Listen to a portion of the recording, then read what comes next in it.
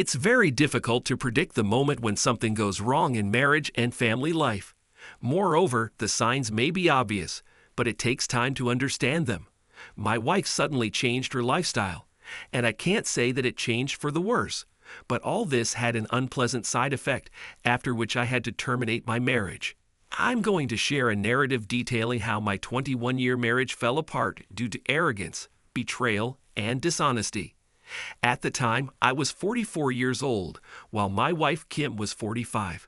We were your typical American couple living in the heartland, with a comfortable upper-middle-class income and 2 wonderful children. Our son, Scott, was 19 and in college, and our daughter, Jill, was a 17-year-old senior graduating early. Scott took after his mother in appearance, while Jill bore a striking resemblance to me, except for her mother's captivating blue-violet eyes. Unlike many stories of marital distress, I consider myself fairly average, although I've been fortunate in my career as a consulting engineer. Standing at 5'11" and weighing around 190 pounds, I maintain a lean athletic physique, and thanks to my metabolism, my waistline hasn't changed much since high school.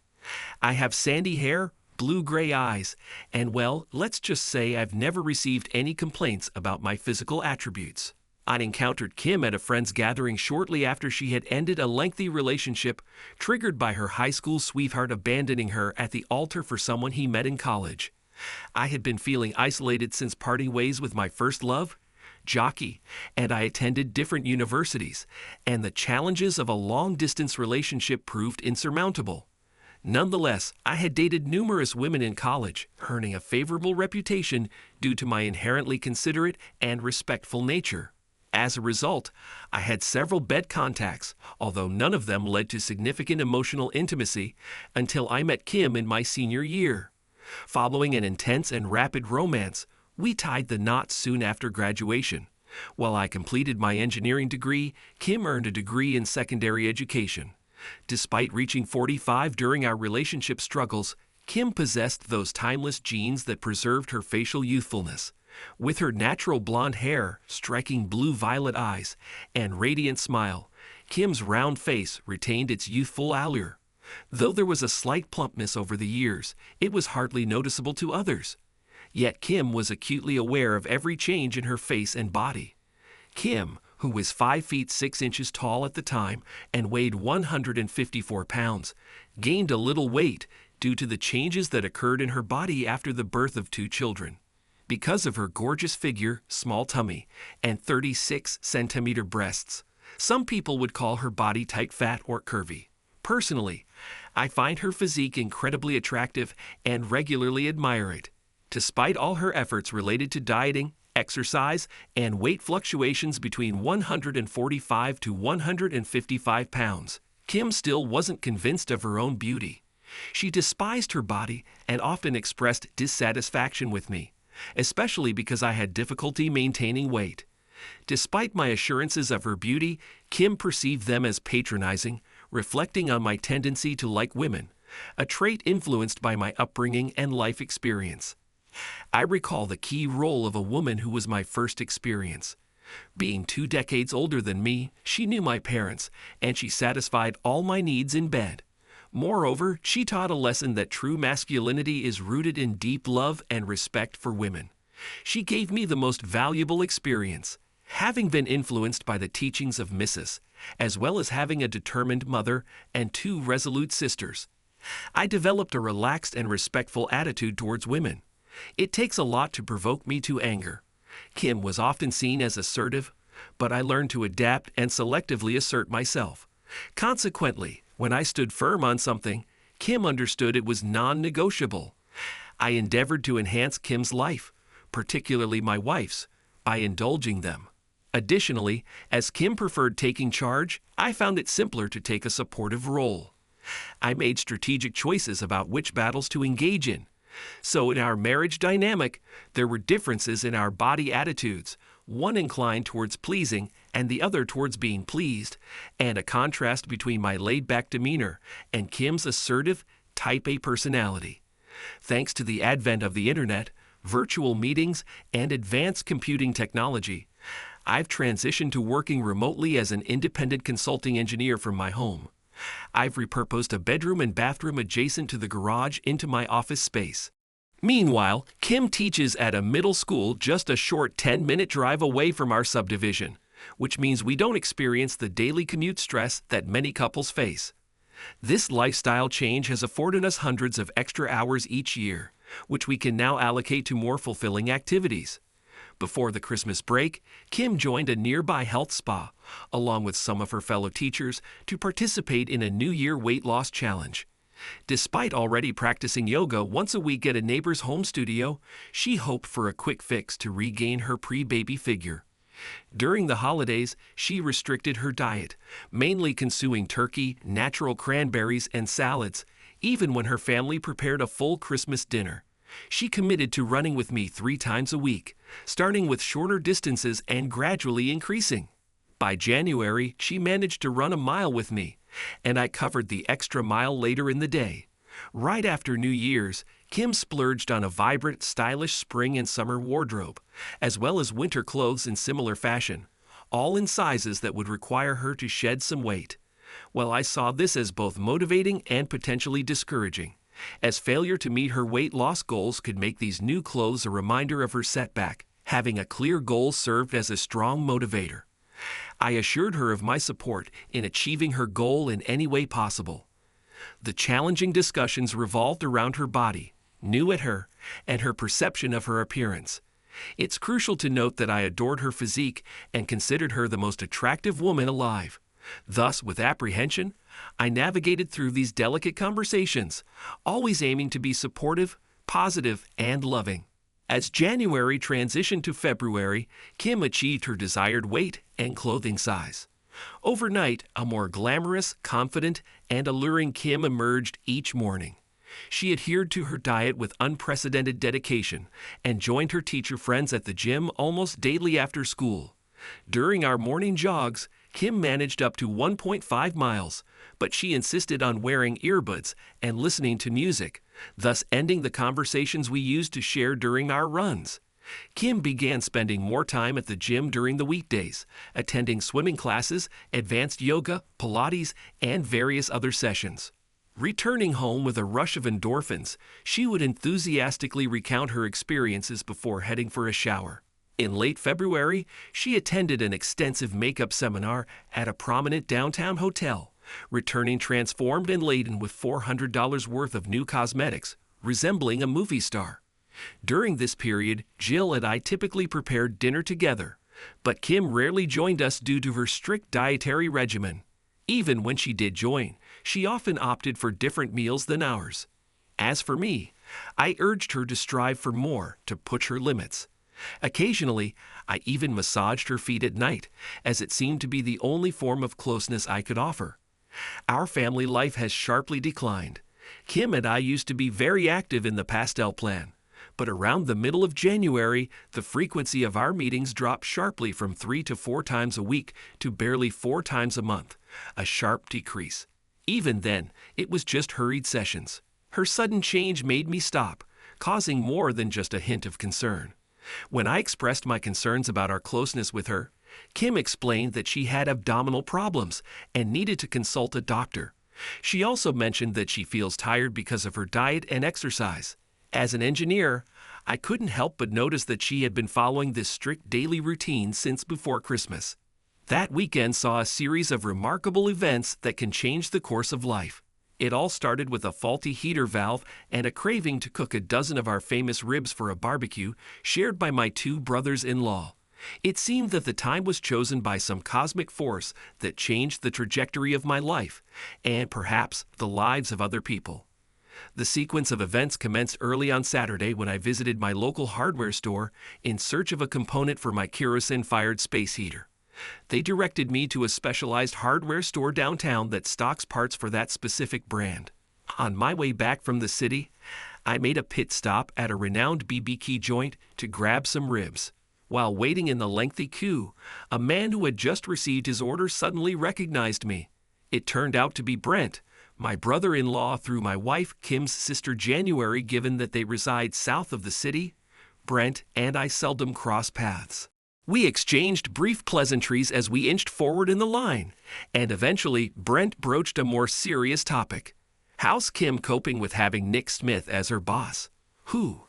The name rings a bell, but Brent shook his head and recounted, "You remember the guy who left SIS at the altar on their wedding day. He absconded with some socialite he met at university." Leaning in closer, Brent lowered his voice and added, "We were worried she might have done him harm before she met you." I attempted to conceal my shock and surprise, responding with, "Well, Kim seems to have moved on. Time heals everything, you know." Brent added, "Yeah, Nick's aunt, who works with our mom, mentioned that he'd returned here and was now working at Say's school. When Mom and Dad asked Kim about it, she mentioned that her and Nick were water under the bridge." Brent paused, reflecting. "It's crazy that he would end up back here working as an assistant principal at Kim's school. I mean, what are the odds?" The word crazy didn't quite capture the turmoil swirling in my mind. Our conversation was cut short as I reached the front of the line, and we exchanged hurried goodbyes. I was so taken aback that I could barely manage to order, a dozen ribs with smoky sauce. No sides, please. As I drove home, my thoughts consumed me. Was this new Kim's way of saying, "F you, see what you lost"? If so, she would have surely shared that with me. I pondered, what are the odds? An impartial analysis suggested about 10 million to 1. A police detective friend once told me he didn't believe in coincidences because the world operates on random order. Now I was deeply troubled. People tend to follow routines and habits, adapting them as circumstances change. Kim, for some reason, was compelled to embark on a strict diet and exercise regimen like never before. Whatever the driving force was, it made her incredibly determined and committed. This determination led her to invest in a new wardrobe that she would have to work hard to fit into, along with new makeup. On that Saturday, she was scheduled for a new hairstyle. Seeing Kim's fresh look that afternoon made me ponder. Any typical woman who puts in such effort, time, and expense, and who values her relationship and marriage, would either A, use her newfound confidence and beauty to strengthen intimacy with her spouse, or B, be concerned and address any sudden decline in intimacy. She wouldn't force her husband to inquire, only to receive a disrespectful response. It was perplexing. Kim used to initiate intimacy as much as I did, and she had always enjoyed my admiration of her body for hours on end. Someone who truly enjoys physical intimacy doesn't suddenly stop. There were unmistakable warning signs all around, like flags fluttering in the wind. I even glanced around to see if I had somehow ended up in Red Square, but Lenin's tomb was nowhere in sight. When I finally decide on something, I take action, following Boyd's OODA loop. I sensed that something was amiss and felt compelled to investigate. I stored the ribs in the refrigerator as my stomach churned with unease, completely obliterating any hint of appetite. Turning to the internet, I navigated to the school district's website, specifically choosing Trailview Middle School, and clicking on the faculty section. There he was, Nicholas Nick Smith, the assistant principal, the key figure responsible for the school's day-to-day operations. Scrutinizing his biography, it detailed his educational background, mentioning his bachelor's and master's degrees, his spouse Trudy, and their 3 children, 2 in high school and 1 in college. It further explained that he was hired as a mid-year replacement for the previous assistant principal, who retired in December. Additionally, it revealed that his family would be relocating here over the summer break after completing the school year in Central City. Being self-employed has its perks. It seems like nobody in these tales actually works. They all seem to earn 6-figure salaries without putting in any real effort. Well, I do work, but I maintain a flexibility akin to that of a DC lobbyist and a Russian gymnast's love child. The initial task on my agenda was to verify her enhanced workout routine and ascertain whether she genuinely attended all these additional classes and events. Last Sunday, Kim mentioned meeting some gym friends and was absent from noon until nearly 9:00 p.m. Upon her return, she gave me a quick kiss on the cheek and handed me a takeout bag from an upscale steakhouse across town. "For you, darling." I'm so filthy. Be right back, I pondered. Filthy? Kim promptly headed for the shower. As I peeked into the bag, I noticed an untouched baked potato and a small slice of ribeye. Under my breath, I muttered, "We have 2 of the top 20 steakhouses within 10 miles, and you and your friends drove over 30 miles. They say that you always need to check the details, so while she was taking a shower, I examined her. Her underwear was hidden in tights on the bedroom floor, where she threw them away. Not the slightest hint of anything. Too clean to match the word dirty. It looks like either he was using a sanitary pad, or they were using a condom, or she was changing her underwear every time. There was no sanitary pad in the bathroom trash can or in the laundry room. I ventured over to her car. Nothing. Flawless. Another anomaly. Monday, a day off from school, was marked by a subdued tension as we shared the quiet space of our home. Despite my attempts at conversation, Kim responded with terse replies. As she prepared a salad, I reached out for a hug, but she remained passive until I released her. "I love you," I expressed, only to receive a fleeting glance from Kim before she averted her gaze. Later that evening, around 7 p.m., I was in my office and accidentally overheard Jill and Kim arguing heatedly. Suddenly, Jill's voice broke into a scream, and she burst into my office in tears, pressing her palms to her cheeks. It reminded me of the last time I saw her cry so much when she was a little kid and fell off a horizontal bar in the park. Moving Jill's hand carefully, I noticed a small mark on her cheek. I was stunned. Kim had never resorted to such parenting before.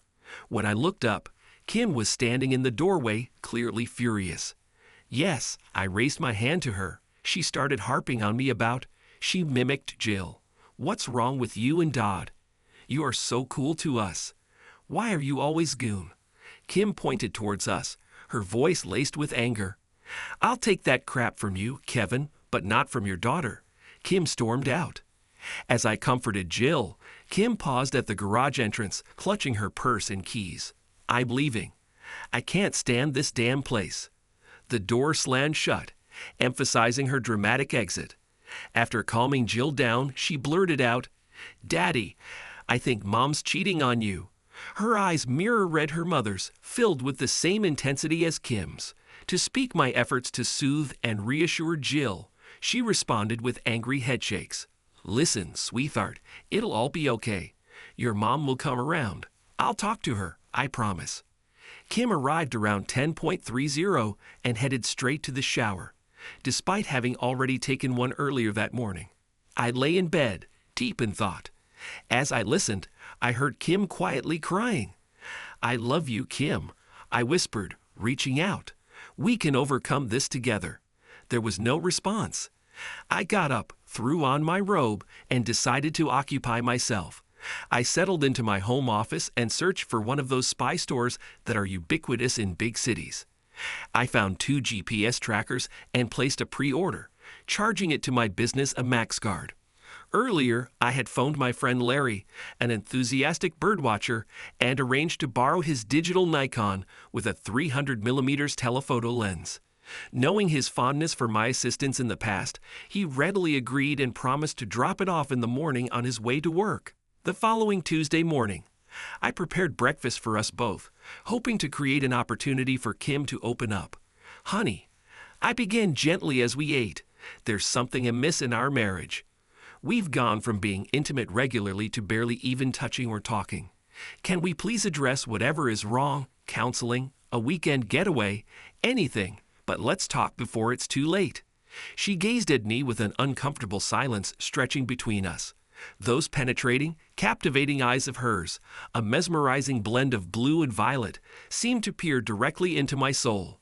Her impeccable makeup, stylish new hairstyle, and fresh wardrobe all seemed to accuse me silently, whispering, "Guilty? Damn it, Kevin. This is a new, more attractive, slimmer, and more charming version of myself, and you're jealous, aren't you?" Her frustration escalated. "Say it. Envious?" "Absolutely not, Kim. But sweetheart, just tell me, where have we, as a couple, gone? I adore the new you. I want to cherish it, walk hand in hand with it, kiss it, treat it to dinners, make love to it, and grow old alongside it. But it feels like you've drifted away from us. I expressed as gently as I could. She avoided my inquiry, deflecting and obscuring instead. Am I making you feel insecure now? She asked it coldly. That's nonsensy, and you know it. My voice quivered with a mixture of frustration and anger. Kim, you keep dodging the question about our marriage because you refuse to answer it. I haven't suddenly ceased to be myself, so what's really going on? My anger boiled over, and she could sense she had pushed me too far. Kim appeared irritated as she emptied her coffee cup and discarded the plate.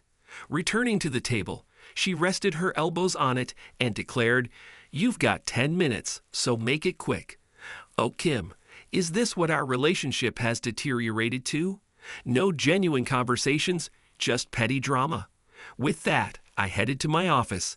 As Kim exited, she called out, "I'm swimming tonight after practice. Expect me back around 9. If I confessed, I knew I'd regret it. Larry left the camera with me, and we had a brief conversation. After completing a project and preparing it for shipping via FedEx, I attended to some emails and prepared 2 job quotes for shipping as well. I then headed to the FedEx drop-off amidst the tail end of rush hour traffic into the city. My first stop was at the spy store, followed by a visit to my longtime friend and lawyer, Jerry Olden. Having known each other since grade school, I confided in him about my concerns regarding Kim. Jerry called over one of the attorneys in his firm, Kelly Boscom, who specialized in divorce cases. She explained that since our state operated on a no-fault divorce system, assets would likely be divided equally, but proving adultery could potentially work in my favor. Since our child, Jill, would reach the age of majority before the divorce was finalized, custody wasn't a concern. I accepted her business card, and before she departed, Ms. Boscom emphasized the importance of having concrete evidence of adultery, stating, "The proof needs to be irrefutable. The more evidence, the stronger the case." Afterward, I proceeded to the bank to handle all necessary arrangements, organizing everything meticulously. Upon returning home, I canceled all jointly held credit cards with 0 balances. Only 2 cards had outstanding balances, which I cleared using funds from my money market account. Kim possessed 3 cards in her name, primarily for her new look expenses. Any remaining matters could be addressed later, possibly upon filing for divorce if that became necessary. Following that, I arranged for GPS trackers to be installed and downloaded the corresponding software onto my laptop. Attaching them to their respective vehicles was the final step. Upon Jill's return home, I explained my actions to her, though she offered to accompany me, which I declined. "Darling, you need not involve yourself in this, and it may amount to nothing. Mom might simply be experiencing a midlife crisis, you know." I reassured her, holding her close. "For now, your focus should be on understanding and supporting your mother." Given the recognizability of my green Ford F-150, I opted to borrow Jill's inconspicuous white Corolla. I parked near the park just down the street from the middle school, where I had a clear view of the faculty parking lot through binoculars. As Jill left in her car, I observed from my vantage point, pretending to be engrossed in reading as she passed by. Following her discreetly, I noted her deviation from her usual route to the gym, instead driving further down Mercer, past Overton Parkway, and entering a large apartment complex. I halted roughly 120 feet away and retrieved my camera. Jill emerged from her car, striding leisurely across the parking lot before entering an apartment, unlocking it with her own key. I snapped close-up photos, capturing the moment perfectly. It was apartment 1401. I parked nearby and positioned myself under the shade of an oak tree, directly across from the apartment. After about 15 minutes, a sleek black Lexus SUV pulled into the designated spot for 1401, right in front of the unit. I took more pictures of the man I recognized from his official school photograph, Nick Smith. Just as he was about to enter, my wife, wearing only a short nightgown, greeted him with a drink and a kiss. Each photo I took felt like a sharp stab to the heart. Only the urgency of the task prevented me from losing control. No words can convey the bitter surge of emotions that engulfed me. A nauseating heat began at the pit of my stomach and spread upwards. My breath became erratic, and it felt as though the world had stopped emitting light or sound. An hour ago, trust held a different meaning. The city we traversed felt different, and the word love had an entirely different resonance. Now everything, including the cityscape, was filtered through the lens of calculated, heartless betrayal by the person I cherished most in the world. A part of me perished irreversibly. What remained was slowly encased in a hardened shell by the remnants of self-preservation within me. This was the individual who had left Kim at their wedding, a complete betrayal. If anyone could understand the depths of humiliation, betrayal, and backstabbing, it was Kim. Why him out of all people? That moment made me question everything from the past 21 years. What options did I have? It's not like I could simply intervene and salvage my wife's dignity. No, this had been an ongoing issue. As night fell, I made a decision to take action. I drove Jill's car to a spot across the street and discreetly parked it behind an Ace Hardware store. There I purchased a 5-pound sledgehammer, proudly made in America. I also acquired an awl and a can of vibrant safety orange spray paint, disguised with a low-pull ball cap, sunglasses, and a feigned limp. Thanks to a sharp rock in my shoe, I paid in cash, silently, exchanging it between my fingers without uttering a word. Returning to Jill's car, I secured Larry's camera in the trunk, pondering whether I could get a refund on the GPS trackers. Additionally, I grabbed my digital video recorder used for professional research. It was primed for recording. I had to pause several times, visibly calming myself down. The act of shaking the spray paint for the required 2 to 3 minutes, come on, I'm an engineer, helped steady my nerves. As an afterthought, I tucked my daughter's pepper spray into my pocket. I pulled into the parking lot near the house and put on a flesh-colored ski mask and surgical gloves. First, I chose Kim's car, a dark blue Impala. I punctured all 4 tires, making sure that there were irreparable holes on the sidewalls. Then I wrote, "Cheating wife, easy behavior," on both sides of the car, including the trunk and hood. Yes, I added commas. In stressful situations, people often return to their comfort zone. Then I moved on to an elegant black Lexus SUV owned by my wife's lover. I wrote on it with spray paint, "Sleeping with a married woman." Then he broke into the apartment with a sledgehammer. With the first blow, I knocked out the bolt, and with the second I smashed the door handle, tore off the safety chain, and opened the door. Turning on the camera, I rushed inside, shouting, "You scammers are caught." I caught them red-handed trying to get out of bed and addressed him by name. "Hey, Principal Nick Smith, why are you sleeping with one of your married teachers?" When he rushed towards me, I fired a hefty dose of pepper spray at him, which scared him off even more.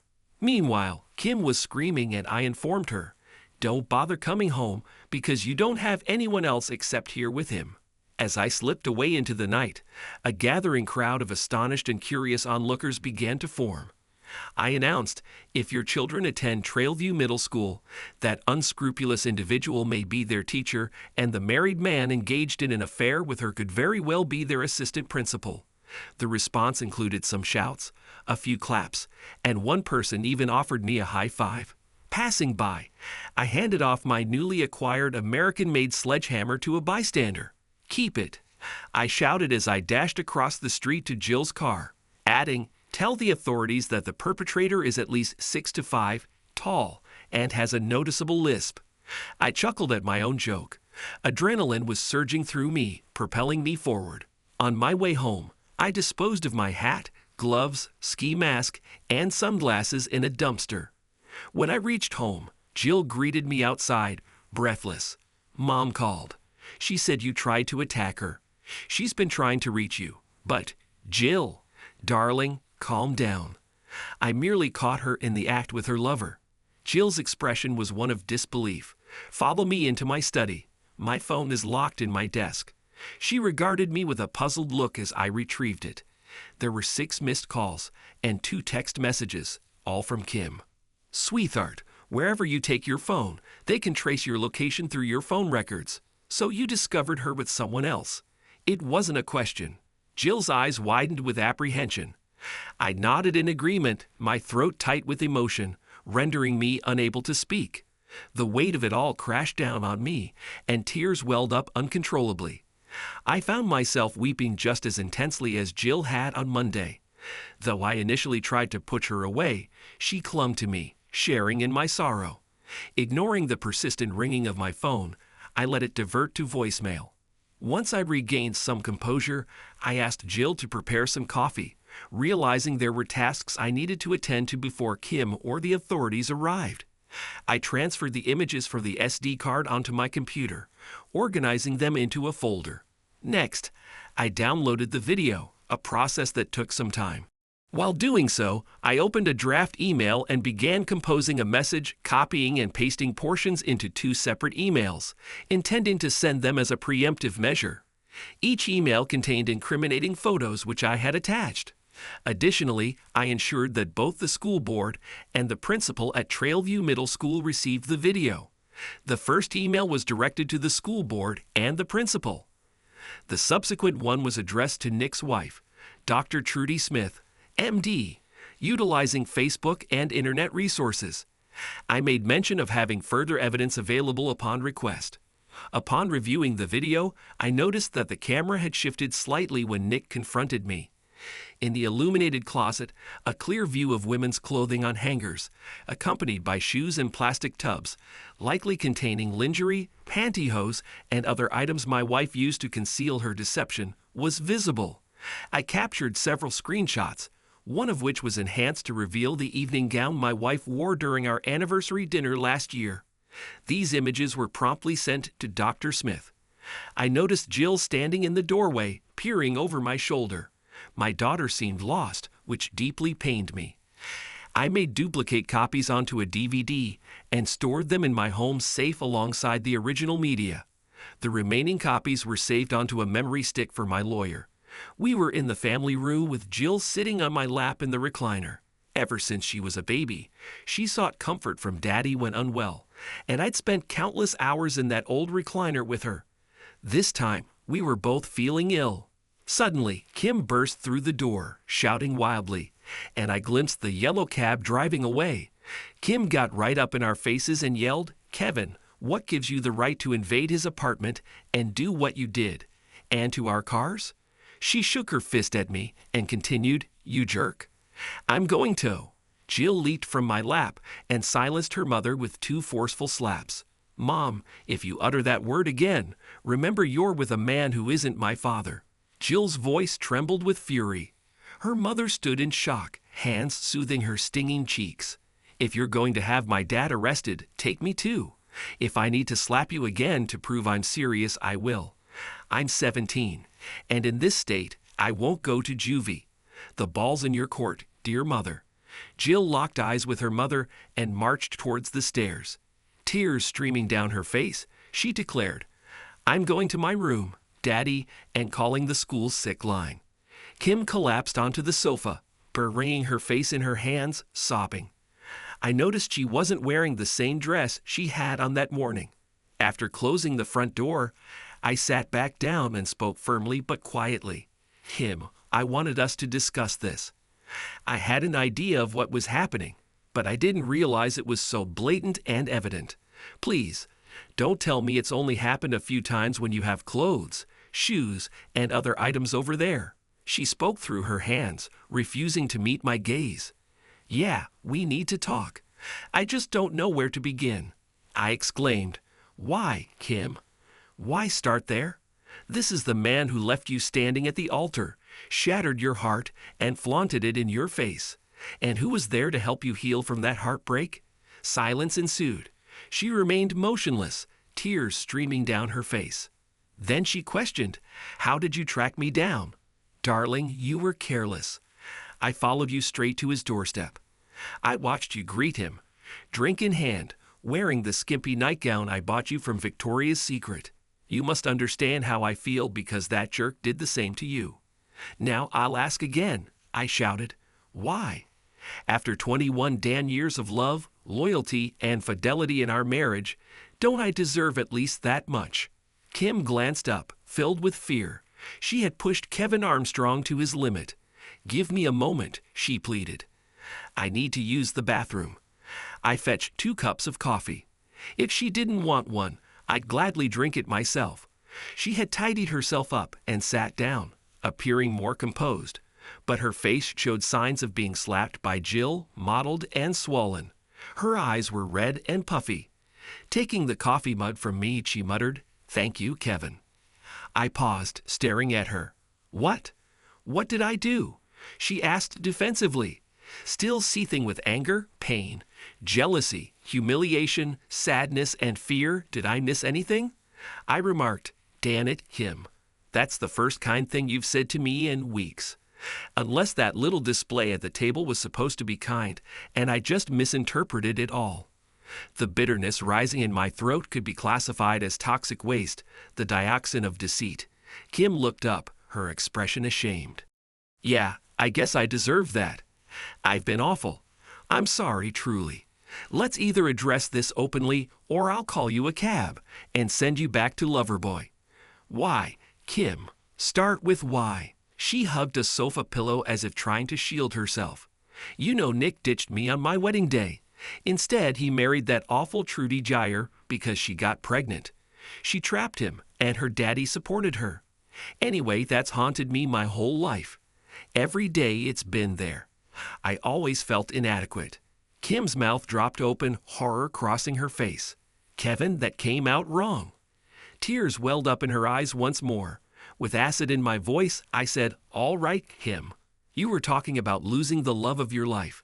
I can certainly empathize, my dear, so please continue." "Kev, I mean. Oh, Kim, for God's sake, just get it over with. Your lying words cannot cause as much pain as your treacherous betrayal has already caused." I didn't hide my furious indignation. So why the hell would any sane woman whose heart was shattered and who was extremely humiliated on her wedding day have to admit the jerk who caused it, even if he was in desperate straits? Why the hell is that? "Because I love him and I will always love him," she screamed, spluttering. He claimed that Trudy never loved him, always reminded him that he was just a school principal. She's a Dan doctor with a solid trust fund, and she treats him like one of her students. They haven't had a bed relationship in 3 years. After saying that out loud, Kim looked at me with a defiant pout. "That sounds logical, Kim.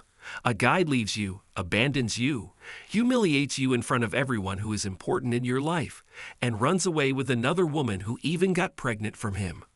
And of course, you find yourself in his arms again more than 20 years later. Meanwhile, you are changing your life for him, which you have never done for yourself or for your legal spouse, who adored you for who you are, idolized your attractive figure. I loved you unconditionally, and you've never had to be better than Trudy Geyer to please your husband." I started crying again, but this time it was tears of rage. "So when were you planning to announce the wedding? Or were you two just going to continue this romance indefinitely? I mean, Trudy is 500 miles away, and good old sweet knave Kevin, well, he's just your easygoing cuckold hubby. Hell, if he ever figured it out, he wouldn't do a damn thing." Kim shrugged her shoulders. "Yes, I'm confused, but I can't change what happened, Kevin. What do you want me to do? If you do what I really want, this is an acceptable option for you, so how about thinking about the consequences of your actions, both for us and for others? What about our families, his family, your colleagues, your friends, our mutual friends and neighbors? What about your husband? What about the vows you made on our wedding day, especially the part that said you were giving up on everyone else? The most terrible aspect of this is that you have to understand my feelings, considering what he did to you. But you don't seem to care at all about the chaos you've caused. You're only worried about being caught, right? I regret causing you pain, Kevin. However, we can handle this without involving the public eye. No need to involve the authorities. We can divorce amicably and cleanly. Nick's oldest child is already in college and the twins are juniors. Once they've left home, he plans to divorce Trudy, but they'll remain in Central City. No, Kim. I want both you and him to face consequences. This situation will become public knowledge. You won't escape unscathed. I've been supporting your new me facade for your boyfriend, but that ends now. Brace yourself for the storm, dear, because you're not adequately prepared." My heart was pounding. "Kevin, please reconsider. Must it come to this? Yes, Kim. You dealt the cards. Now you have to play the hand you've been given. I took a shaky breath. One more thing, Kim. When did it start? We met 3 years ago at a teacher's conference. No, we didn't have an affair then. Nick and I just reconnected. For a while, we mainly communicated through phone calls and emails. About a year ago, Trudy started mistreating him badly. I just took him back. I leaned closer to her and whispered, "Remember when I told you about Jockey Lawrence, my high school sweetheart, and how we broke up when we went to college?" Kim nodded in acknowledgement. Well, she reached out to me about 6 months ago, around late July. Her marriage fell apart, ended in divorce because of her cheating husband. She confessed she still has feelings for me. I told her that chapter of my life is closed as I'm happily married now, but I can't help but wonder if she's still available. Heaven, I'm truly sorry for everything. You were always the stronger one," Kim said, her gaze avoiding mine.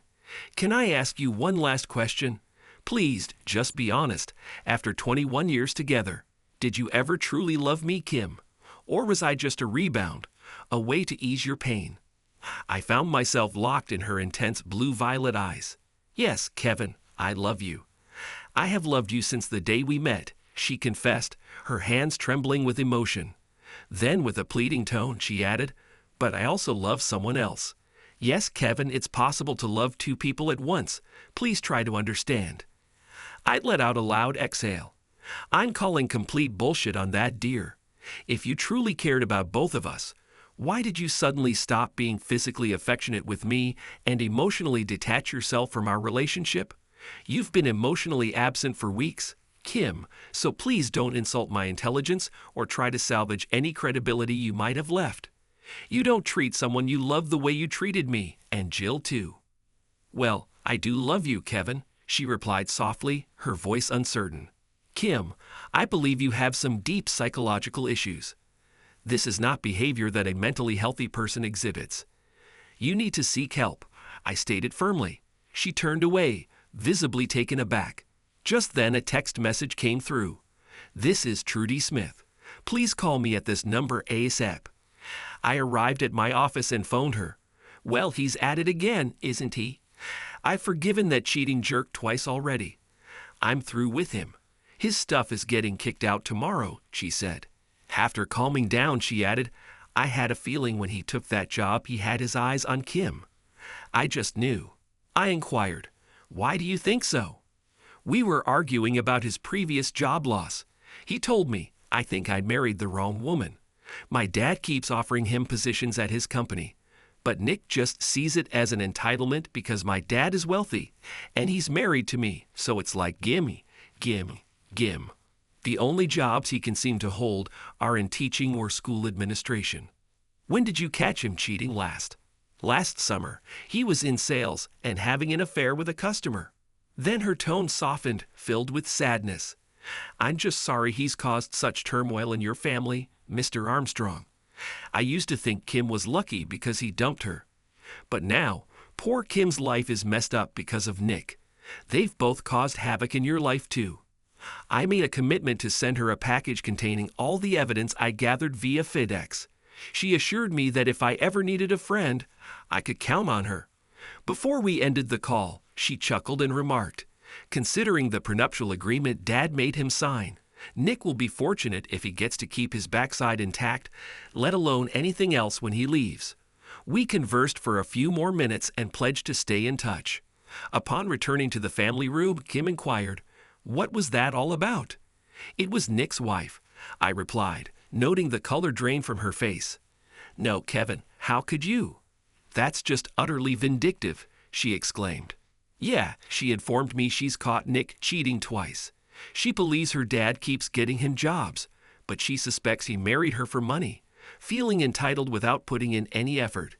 In fact, he took this job specifically to reconcile with you," I disclosed. Kim affirmed her knowledge with a nod. "Yes, I'm aware. I informed him about Mr. Cruz retiring." The blunt admission left me utterly shocked, akin to standing next to a 500-megawatt power line. I trembled as I poured another cup of coffee, leaning back against the kitchen table. "So this was a calculated, premeditated action to reconcile with you, and you aided him. You show no remorse except for being caught," I stated, taking a sip and scalding my tongue. "I'll arrange a cab for you to return to him." "No, this is my home too," she stated defiantly. "You're partly correct, Kim. This is a house. You've shattered the home. I won't throw you out onto the street because you'll likely be unable to claim unemployment when you're terminated for cause. Besides, legally, I can't force you to leave." "What my job? What have you done, Kevin?" Kim's manic demeanor returned. I thought, this woman's mood swings are as erratic as a magnet. Honey, I had to safeguard the children. I emailed the principal and the school board, informing them about your affair with your boss. I attached pictures in the video. And dear Kim, if you provoke me further, I'll send this evidence to everyone on my email list. If you decide to stay, I will sleep in my office on the futon sofa. You can have our bedroom. There are too many memories associated with it for me to rest there. Besides, if your lover crosses the threshold of this house, I'll deal with him. If you want to be with him, go to his house. I'm filing for divorce tomorrow. Can't we salvage our marriage?" Kim pleaded. I shook my head. "Do you hold such little regard for the man who has always cherished you?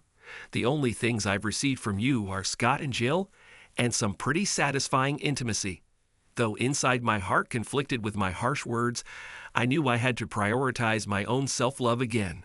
Seriously, Kim, only someone struggling with mental health issues could believe I'd remain married to you and allow you to be with your supposed soulmate or whoever he is. Softly, I added, "Kim, my love for you will always endure, but you must learn to love yourself. You haven't progressed beyond the young woman who was deeply wounded and humiliated. Consider this. You've spent your whole life striving to be worthy of someone who treated you so poorly. Yes, my dear, you need professional help, but I won't be part of it because we are finished." The following day, I gained access to our shared investments ahead of Kim by simply changing our passwords. Subsequently, I consulted our investment advisor and took care of Scott's remaining college expenses, as well as funding Jill's 4 years in advance. Kim reluctantly signed the necessary documents, but upon confronting her with evidence of her infidelity captured on a notorious cheating photos video memory stick, she swiftly acquiesced. On Thursday, Kim was served divorce papers citing adultery as the grounds. I proposed that we retain the assets we individually acquired and evenly divide the jointly held assets. I presented substantial evidence that Kim and Nick Smith orchestrated the affair from the beginning. Although her attorney attempted to claim half of my investments in alimony, my legal counsel countered by seeking half of her teacher's retirement, causing them to retreat. Ultimately, we departed with our original possessions and split the proceeds from the sale of the house. Indeed, the once beloved home was now a thing of the past. Nick Smith was terminated immediately upon arriving at school by taxi on Wednesday. On the other hand, Kim was suspended with pay, and her union argued that she was a victim in the situation since Nick was her superior. She retained her position, but was placed on a 3-year conduct probation. She returned to school in mid-May to complete the academic year. This was fortunate because Smith was detrimental to the school districts. He was likened to someone who couldn't succeed even with ample opportunities. Nick took up employment at Ace Hardware near his apartment and also tutored GED students in math. As Trudy Smith had anticipated, Nick ended up with very little. Kim moved into the master bedroom, a move she was legally entitled to make. Despite still being considerate, I had my boundaries, which I was beginning to assert. In the following weeks, Kim attempted to reconcile, but I maintained a physical and emotional distance. Approximately 6 weeks later, Kim relocated to live with someone else, presumably because her new partner became possessive. Jill exhibited a merciless attitude towards her mother. We often spent time in my office or out on the deck, simply hanging out and discussing various matters. Through our conversations, we both gained insights and grew closer. Towards the end of March, Jill began attending counseling sessions to address her depression and issues with her mother. It's noteworthy that Kim accompanied Jill to some sessions at the counselor's invitation, and I also joined a few, although never with Kim present. Jill showed improvement, but reconciling with her mother will undoubtedly be a challenging journey. Scott, similarly affected by the situation, also harbored strong feelings towards Kim, just like his sister. I faced threats from automobile insurance companies regarding vandalism charges, so I ended up paying a considerable amount to rectify my wrongdoing. Despite the hefty cost, it was deemed worthwhile.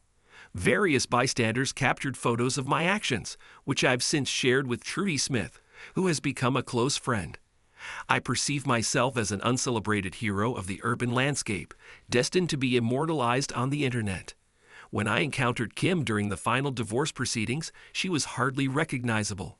Her weight had surged to around 170 pounds, and the transformation of the new me was nowhere to be seen.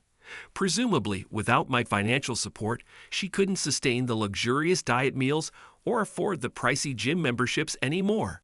Her appearance, including her hairstyle and makeup, had regressed to how it was before my infidelity, likely due to the constraints of their reduced incomes. Interestingly, my accountant, who had also experienced betrayal from a supposedly loving wife, took it upon himself to track down the funds Kim had been lavishing on her lover. Shockingly, for the initial 3 months of the year, she had been covering half of his rent.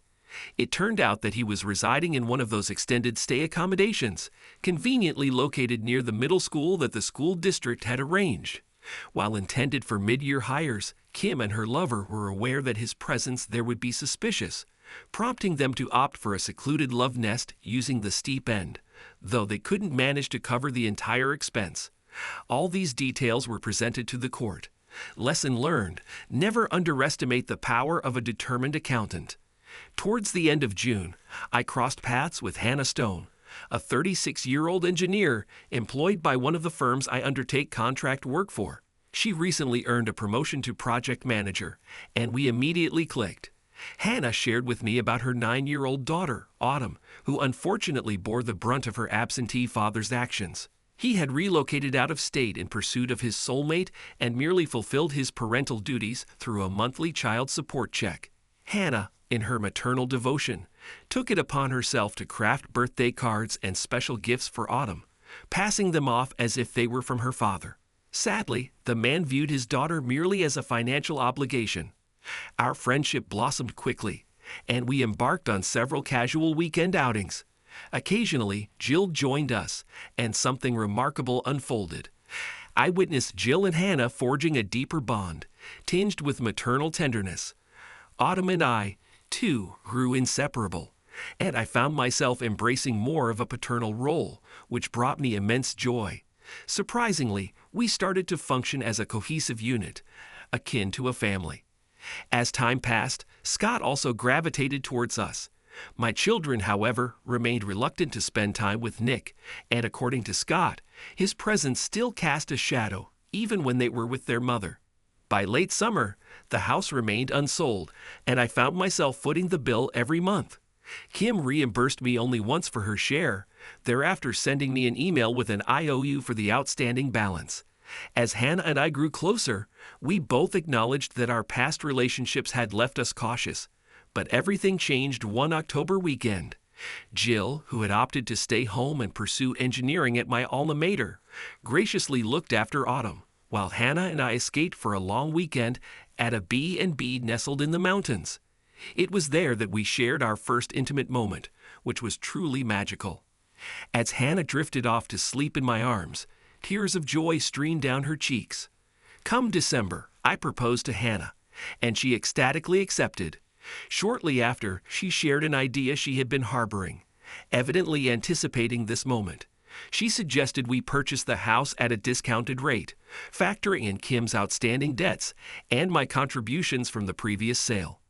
Despite knowing the haunting memories the house held for me, Hannah had a plan to address them. She also recognized the intrinsic value in the countless projects I had undertaken within those walls, projects whose worth wouldn't be fully captured in a simple sale. With her characteristic finesse as a project manager, Hannah devised a comprehensive plan, crunched all the numbers, and together we presented the proposal to Kim. Seated at our familiar kitchen table, my former wife wore a pained expression, her guilt evident. The realization of her loss had likely struck her months ago, yet the sight of the tall, stunningly dressed, and confident woman before her, calmly discussing the sale of our once joyful family home, drove home the harsh reality.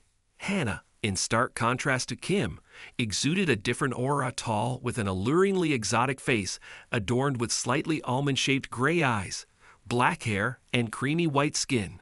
She possessed an almost excessive degree of selfless neatness and love. Jill remarked that Hannah resembled a female version of myself. Concluding the discussion, Hannah stated, "So we'll purchase your share of the house outright, as is at this price. Here are all the details. And it's a cash offer. No realtor fees." She passed a cashier's check across the table made out to Kim Armstrong. Kim gazed at it blankly, her inner turmoil evident, yet her need for the money apparent. Finally, Kim responded flatly, "Okay, where do I sign?" Hannah entered my office and returned with a woman of middle age. "Kim, meet Mrs. Furness.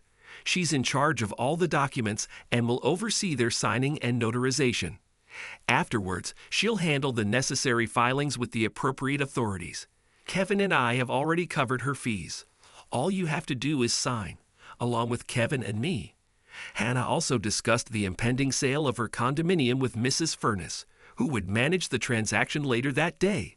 The proceeds from the condo would help offset the purchase and renovation of our new house, making it our home. The surprising part? It wasn't Hannah and I planning to marry that seemed to unsettle Kim. No, during the paperwork signing, Hannah did something as natural to her as breathing is to some. At one point, while passing the papers, she reached over and took my hand, giving it an affectionate squeeze, accompanied by a warm, sweet smile. Kim witnessed it, and for the first time since I've known her, the light in her sparkling, expressive blue-violet eyes dimmed. All I could feel was pity. A few months later, just before Nick and Kim were about to get married, she unexpectedly returned home early due to a broken plumbing, which caused classes to end prematurely. To her surprise, she discovered that Nick was cheating on her with their upstairs neighbor. Devastated, she left and moved in with another divorced teacher, becoming a roommate in an apartment near the school, where she now leads a relatively secluded lifestyle. It was at this point that Kim finally reached a critical point and sought help from a psychiatrist. Using the Employee Assistance Program of her teachers' union, EAP, she began attending psychotherapy sessions twice a week. Jill shared with me that her mother was diagnosed with bipolar disorder, as well as serious problems with self-esteem and self-confidence. They also discussed her unhealthy attachment to Nick Smith, but Jill has not yet found out what revelations Kim might have had. I'd admit I'm still curious to know the reasons behind all this. Kim and I still share custody of the children, and I occasionally encounter her at family gatherings. It's evident that therapy and medication have been beneficial. However, Jill sadly remarked to me about her mother, "The most agonizing hell is the one we construct for ourselves." My daughter has developed genuine compassion for Kim, and Jill now spends more time with her. Their relationship has significantly improved, and they've begun the journey towards reconciliation. Scott doesn't interact with Kim as frequently as Jill does, so he continues to grapple with their relationship.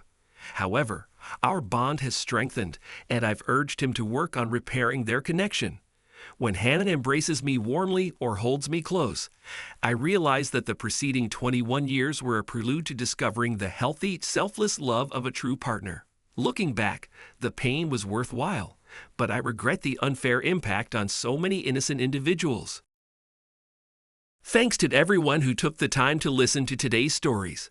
If you enjoyed it, please consider liking and subscribing if you haven't already.